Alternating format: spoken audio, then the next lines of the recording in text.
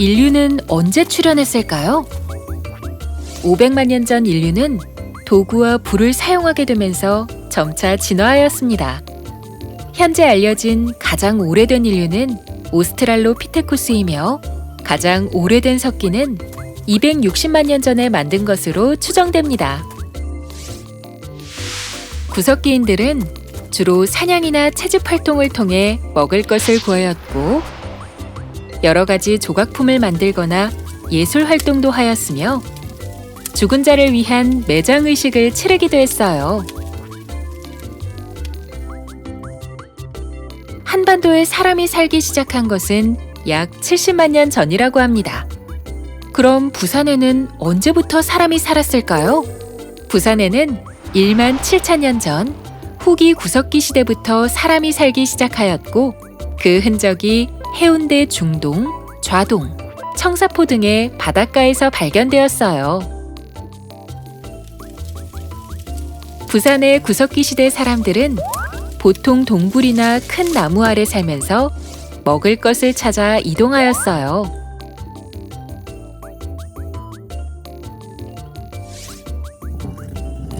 사냥이나 채집을 위하여 돌을 떼어 만든 뗀석기를 주로 사용했죠.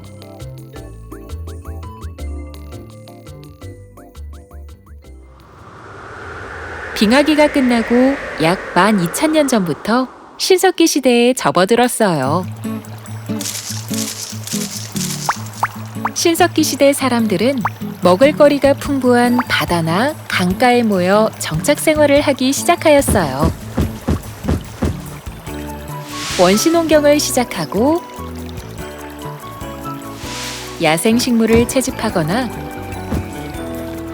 사냥, 고기잡이를 하며 정착 생활을 하였어요. 신석기 시대 부산 사람들은 어떻게 살았을까요? 그건 신석기 사람들이 버린 쓰레기 더미인 폐총을 통해 알 수 있어요. 폐총은 당시 사람들이 조개를 먹은 뒤 버린 껍데기가 쌓여 만들어진 유적으로 각종 어패류와 동물뼈, 곡류뿐만 아니라 실생활에 사용하던 도구까지 잘 남아있어요. 부산에는 영도 동삼동과 강서구 범방 등 해안과 낙동강 주변에서 폐총 유적이 발견되었죠.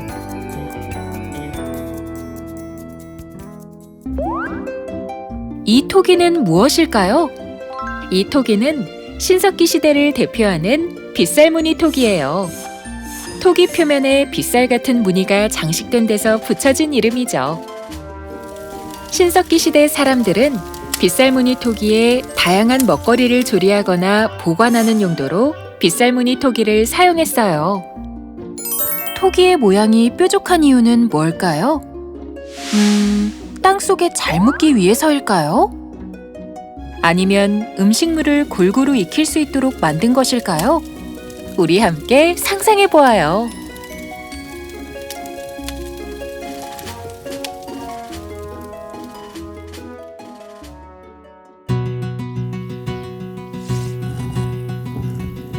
신석기 사람들은 갈돌과 갈판을 이용하여 곡식의 껍질을 벗기거나 가루로 만들었어요. 물고기를 잡기 위해 돌과 동물뼈로 만들어진 낚싯바늘을 사용하였어요.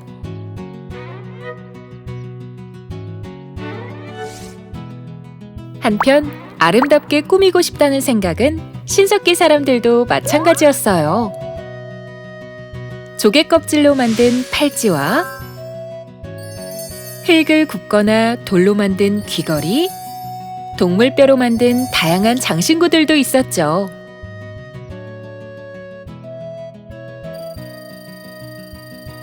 여러분, 이 돌은 무엇일까요? 고인돌이라고 부르는 무덤이에요. 언제부터 왜 이런 고인돌을 만들었을까요?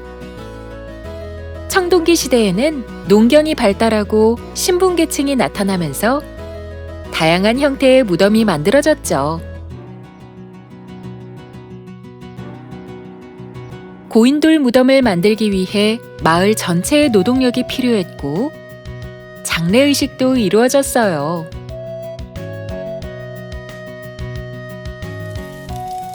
무덤은 죽은 자를 묻는 장소일 뿐 아니라 공동체의 번영을 기원하는 의례의식의 장소이기도 했죠.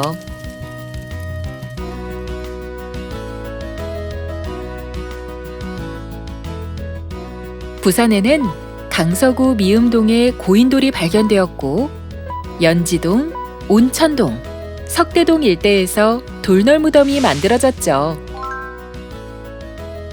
이 시기 무덤에는 신분과 사회적 역할을 보여주는 다양한 종류의 껴묵거리를 함께 묻었어요. 청동기 시대에는 벼농사를 비롯한 농경 문화의 발전으로 식량이 풍족해지고 다양한 종류의 도구가 만들어졌어요. 곡식을 자르거나 나달을 떼어내는 데 사용한 반달돌칼과 식량을 담기 위한 토기도 만들었으며 간돌칼과 돌화살촉은 사냥 도구나 무기로 사용했어요.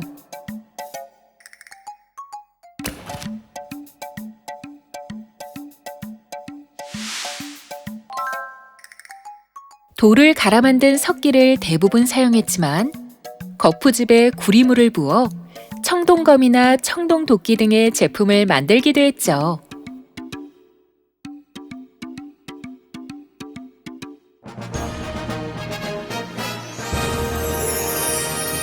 이러한 청동기는 만들기 어렵고 귀했기 때문에 높은 신분을 상징하거나 의례의식에서 주로 사용되었죠. 부산의 청동기 시대 마을 유적은 온천동, 반여동 등 온천천 주변과 수영 강변에서 확인되었어요.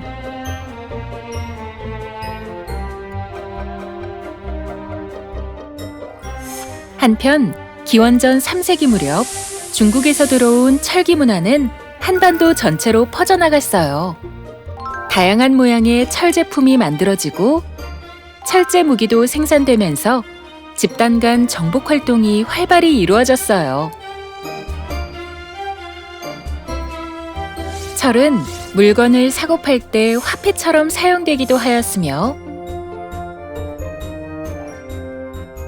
멀리 바다 건너 다른 나라로 전해지기도 했어요. 철은 사회 경제를 발달시키고 문화를 전파하는 데 큰 역할을 담당했죠.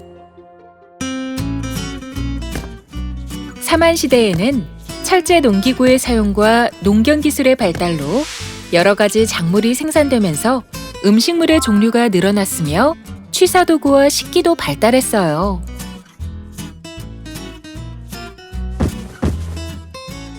이 시기 부뚜막 아궁이에 물을 담은 독을 놓고 그 위에 음식물을 담은 시루를 얹어 음식을 익혀서 먹었죠.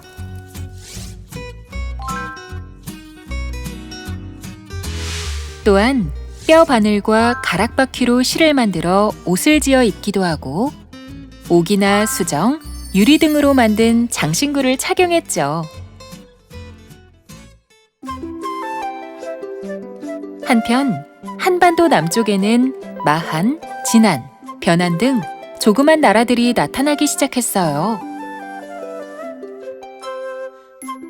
사만시대 부산에는 동래 지역을 중심으로 동루국이 있었다고 해요. 이 시기에는 널무덤과 덧널무덤 등 무덤의 규모가 커지고 많은 껴묵거리를 함께 묻었어요.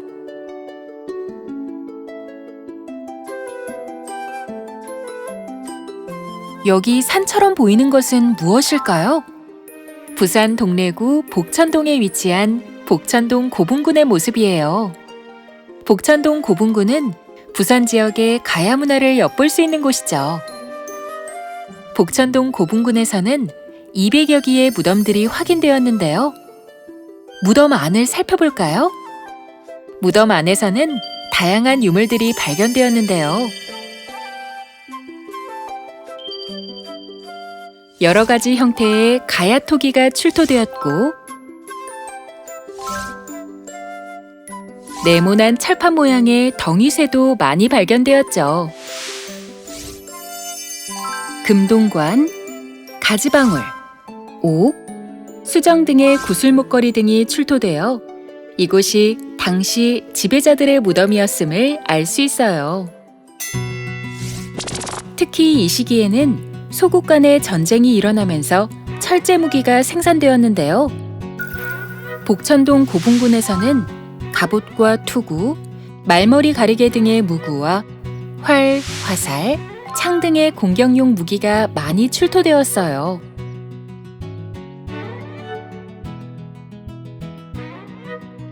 통일신라 시대에는 불교가 발전하면서 전국적으로 크고 작은 사찰이 만들어졌어요. 부산에도 범어사, 운수사, 장안사 등의 큰 절들이 지어졌죠. 사찰에는 탑과 불상, 승탑들이 있어요. 불교의 영향으로 장례 문화에도 변화가 생겼는데요. 시신을 태우는 화장의 형태가 유행하였고 남은 뼈를 담는 뼈 항아리가 만들어졌어요. 통일신라 시대에는 불교의 영향으로 다양한 불상이 많이 만들어지기도 했는데요. 부산박물관에서는 뛰어난 공예 기법을 알 수 있는 국보 200호 금동보살 입상을 살펴볼 수 있죠. 고려시대 부산의 불교 문화를 살펴볼 수 있는 곳으로는 만덕사지와 용당동 유적, 덕천동 분묘유적 등이 있어요.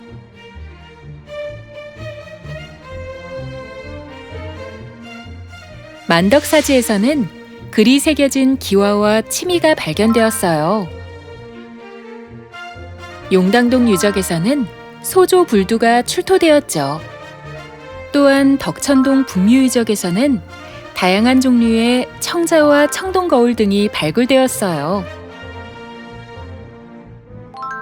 낙동강 하구에 위치한 녹산동 청자 가마터에서는 철화 청자를 비롯한 각종 생활용 자기가 출토되었어요.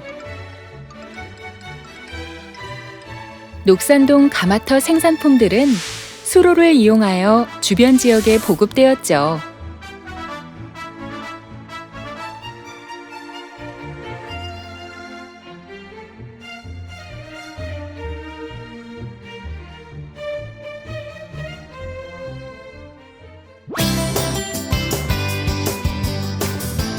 옛날 부산 사람들이 살았던 사람들의 모습을 이해하는 데 도움이 되셨나요?